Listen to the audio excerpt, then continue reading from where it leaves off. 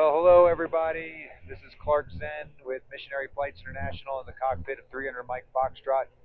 We're heading down to Cape Haitian, Haiti today, and I have in the cockpit with me Joe Enns, and he is flying down with Hope from above to do some work in Bombardopolis. And he's been with Missionary Flights, helping Missionary Flights for a while now, and looking forward to hearing what he's planning to do. A little new chapter in his experience. So, without further introduction, hello, Joe. Thank you for joining us in the cockpit of the 300 Mike Fox. So glad you're here with us today. So, you've been part of Missionary Flights for a while now. How long have you been coming to Missionary Flights to help us as a airframe and power plant mechanic? Oh man, the first time I came down was probably about 20 years ago. We were still down in West Palm Beach, so had lots of fun hanging around with the guys and getting to know things here. Yeah, it's been fun. So you have a long history with Missionary Flights, and I understand you're a pilot as well. I am, yeah. Pilot, mechanic, back home, so that's how we make our living back home, and being a pastor as well as when we can. And so where's back home?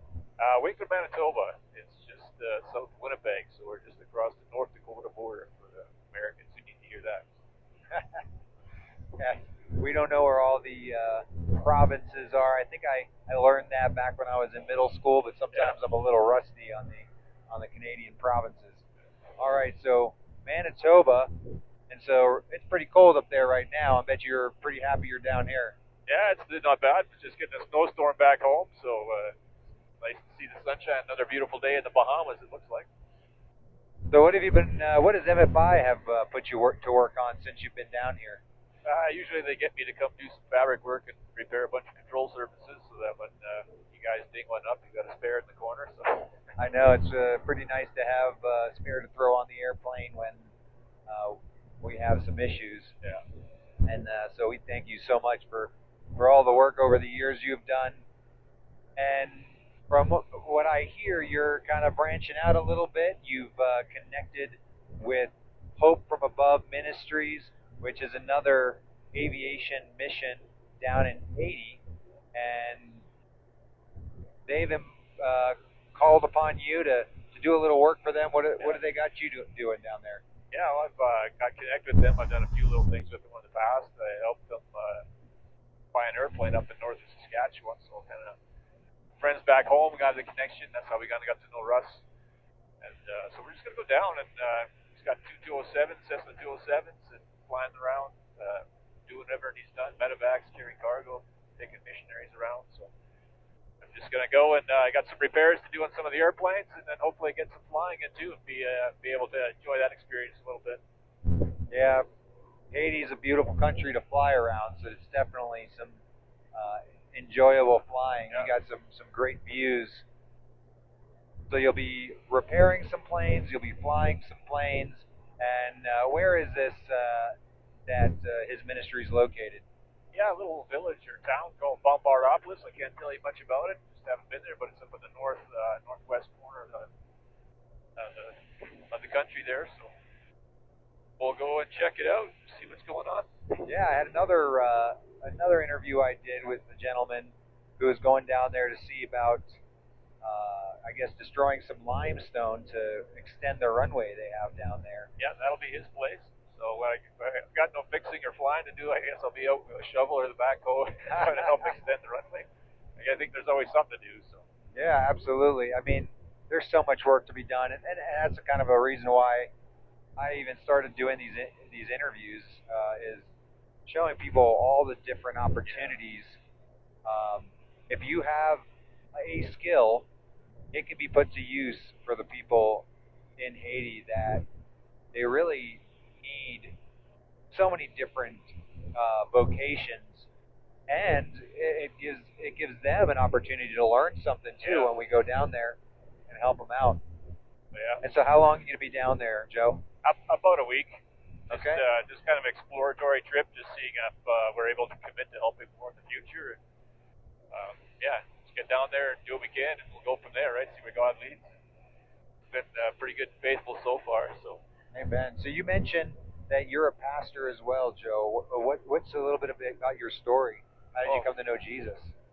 No, I still make my living fixing airplanes, but just falling in love with the Lord and spending time. I spent 3 years just reading Matthew, Mark, Luke, and John, and just saying, Lord, I need to know what your gospel is. And what do you want me to do with it? 'Cause people are hurting, right? Right. Yeah. So I'd just be walking into coffee shops, and people would start calling me a pastor, and I'm in my greasy work clothes. Then, long story short, just one day I walked into the church, and the pastor says, "Here's the keys. I want you to take over. I'm leaving." So I wasn't looking for it, and but just trying to be faithful with the Lord's given us. So we've been responsible for a church back home for the last 5 years now. That's an incredible story. Yeah, it's real short, but yeah, it's so just getting to that place, saying, Lord, what do you want me to do? And that's where He's put me. So this is kind of one of those trips too. Lord, what do you want me to do? And it's short but powerful. It shows that God, when we're faithful and we commit ourselves to know God's heart, God has amazing plans for us. Yeah. And we might not know what those are, but they are good. And He wants us to pour into other people. He wants us to disciple and lead people to Him.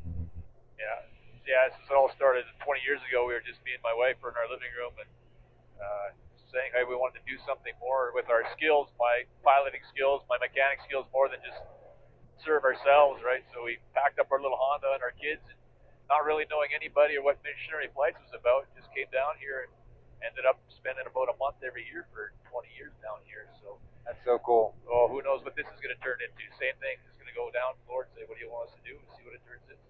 So, being available, that's what God wants. He doesn't necessarily call people who are what we would consider the most equipped, but he equips the people who are saying that they're available for what He's calling them, for what He needs. And so I guess the way people have said it is He doesn't call the equipped, He equips the called. And so we have skills. God's given us spiritual gifts to use, and if we're available, He's going to put them to work in sometimes unexpected places. And just like being handed the keys to a church, that just sounds really incredible. And being able to shepherd a flock is something that just sounds really amazing, and it must be really rewarding. Yeah, it's rewarding. It's always challenging, and no regrets, but always. You never know what you're capable of doing until you put yourself in a place where you know you can't do it on your own, right? And I totally agree, and that's been my experience. God continues to call me to things that I don't have any skills in, don't have any formal education in, and didn't have any history in. And is like, nope, this is something I want you to do now, like video editing. So it's just amazing when you just say, Lord, yes. What do you want me to do? Scrub toilets or fix airplanes or whatever it is? When you start doing the little things, He gives you responsibility for more things. Right, absolutely. And so you have a family back home? I do. I got a lovely daughter and a lovely son. They're grown up now and married and moved on. They just made me a grandpa. My son just made me a grandpa about 3 months ago. So congratulations, that's beautiful. I got a new title to wear. So yeah. Oh yeah, that's an important one too. Yeah. My wife stayed behind this trip, so she's going to be enjoying herself in Florida and doing what she can there. But next time, I think she'll be coming down. Well, we appreciate her. I'm sure she's going to be helping us out a lot. Well, Joe, so great having this opportunity to talk to you, and I know you're not really close with Hope from Above Ministries, but I'll still put the website up, and if anybody's out there who wants to get involved and who's an aviator or airplane mechanic, you can get in touch with Hope from Above Ministries. You can also call Missionary Flights because we can always use the help too down in sunny Fort Pierce, Florida. But Joe, thank you so much for joining me, and we'll be praying for your mission and what God has for you down there in Bombardopolis. Yeah, just want to meet up in the cockpit with you guys again, and it's been a pleasure.